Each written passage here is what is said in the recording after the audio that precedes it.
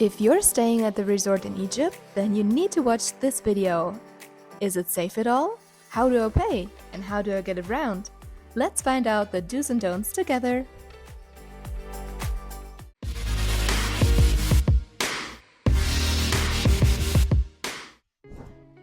Hey adventurers, welcome back to the Urban Jungle. My name is Julia and as always I will be your guide today. Recently I went to Egypt to escape the non-existent German winter sun and there were a few things that surprised me.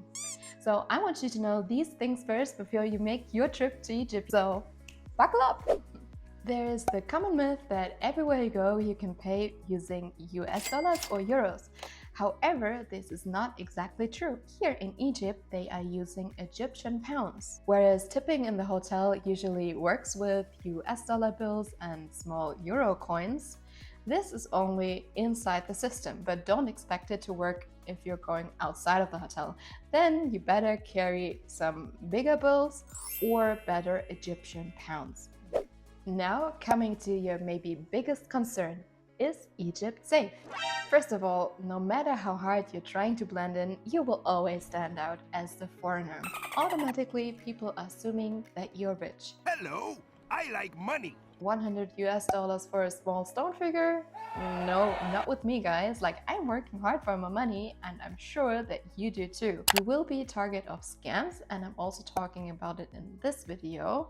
I was in a few interesting situations, but I did not make any threatening experiences. Inside of the hotel, there is so much staff and security guys patrolling around. Also, incoming cars are being screened, drivers need to show their ID and license, and number plates are written down for incoming and outgoing vehicles. So it will always be noted down when you're leaving and with who you are leaving, just for your own safety, and I think this is great. Also, the beaches are surveyed and in the evening there are bars that shut down and you cannot go from one beach to the other. And this also brings me to my third point, transportation. Why not get an Uber, you might think? The reception told us that you can take an Uber and go anywhere from A to B. It's totally fine. So, story time. I was checking my Uber app, calling an Uber, and it was €5 to go to the next town, Hurghada, 30 minutes. Sounds great, right? So then the driver is texting me like, where are you? Of course, I'm inside of the hotel, which is clear if you look at the location. And then he continues to text, is $30 to go and to come back fine for you? And I was like, huh? That's strange. So cancel, calling the next Uber, same story. Then I went to the reception and asked them, hey, like it says it's $5 to go there. Why are they charging 30 and I just want to go one way? And they're saying, hey, you need to watch out. $5 is for the locals and tourists should pay around 10, but over 10, they're taking advantage of you. Knowing this, calling the Uber again, bargaining the price inside of the car, $20 to go and to come back. And then suddenly he asks us to switch off the location of the Uber app. And I'm like, freaking out inside of my head and already planning my funeral because why should I switch off the location? It turns out that it says like Uber is taking such high fees from them that it's basically not a good business model, so they're always paying in cash. In the end, I felt so bad because he was the sweetest, most adorable guy who took us around the city and also helped us bargaining to get good prices for our souvenirs. Always stay cautious, always watch out, but I just wanted to let you know that this is how Uber works, don't be worried. How to dress in Egypt.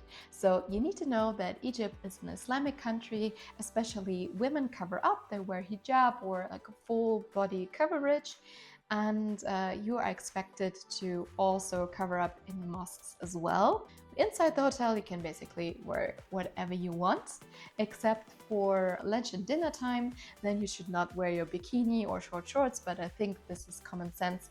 Just dress a little bit more modestly, but on the beach and the rest of the grounds, it's totally fine to wear a sundress. Interestingly, in Luxor, one of the biggest tourist sites, you can also basically wear whatever you want. I saw all kinds of outfits. Okay, so you have booked your beautiful all-inclusive resort. You're super happy, but now all-inclusive is not all-inclusive? Yeah, that is true. You definitely need to check the fine print because for some hotels you need to pay extra for activities like the tennis court. If you rent equipment, it will be a small fee. Nothing major, but I think this is still something to keep in mind. And also bring your own snorkeling gear because in Egypt it's especially expensive. Dum dum dum, it's the Beach Boys again. No, God! No, God, please, no! We still know them from Zanzibar, and if you don't, you need to check out this video as well. So for those who haven't heard of Beach Boys, they're simply vendors walking along the beach, and they don't care if you're sleeping, if you're having a good time. They will definitely address you and talk you into buying some stuff, whether it's an activity on the banana boat or a restaurant nearby, even services from the hotel itself.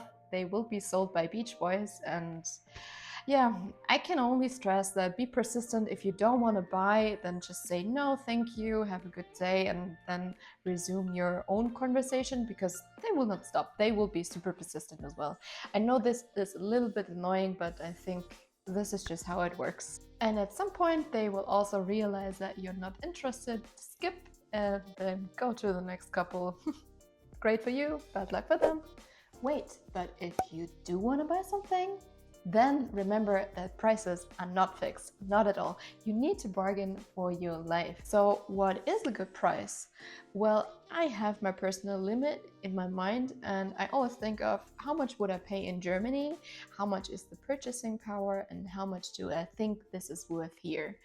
I mean, it's nice to give them a few extra dollars or euros, but I don't want to be taken advantage. But hey, be persistent, and if they tell you no, then you go. They might chase after you and give you a better price, or you'll simply try the next day. Going back to the resorts, what are you supposed to eat the whole day? So you need to know that the Red Sea, like the whole coast, is covered with hotels just like pearls on a string. You're either surrounded by other hotels or the desert. I would recommend you to book the all-inclusive or at least half-board package because it's not easy to get out and just go for a meal. As I said, as a foreigner, you will always stand out. If you find some restaurants, you need to be cautious if it's a scam or not. If you want to take it easy, I just recommend for food, stay within the hotel and enjoy the gorgeous buffets. I was surprised, like, how much food they dish up and how delicious it was. You need to see this. Another thing that surprised me was the wharf for Sunbeds, and yes, I mean wharf. If your fellow hotel residents are German, then it's even worse. It's free real estate. Say goodbye to sleeping in late because the best sunbeds are reserved early in the morning. So at day 3 I gave up and directly before breakfast ran down to the beach, took my towel, reserved the sunbed, and then went to breakfast again. Don't hate the players, hate the game. Let me know down in the comments if other nations are as annoying as Germans in that case, or if we're the worst. By the way, in some hotels you can purchase a beach service, so you will have your own reserved sunbed with also a cooler and some cool drinks for the day.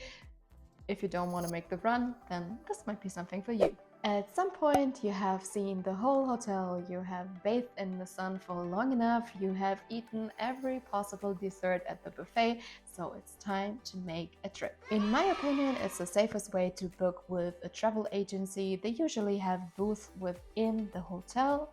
You just go there, and I find that the prices are extremely cheap.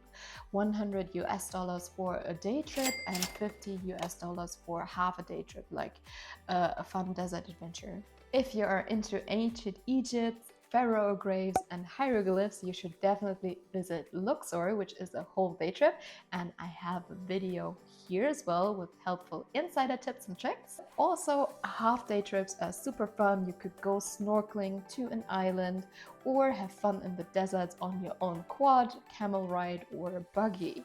So definitely go out and explore some more of Egypt. It's definitely worth it. And no matter how spent your holidays, I hope you are enjoying Egypt. And I also hope that you enjoyed this video as well. And if you did, then I'd be super happy about a thumbs up. Thank you so much for your support of this channel. Leave a subscription or your comment down below. If you have any suggestions or questions, just let me know. See you in the next video and keep exploring. Bye!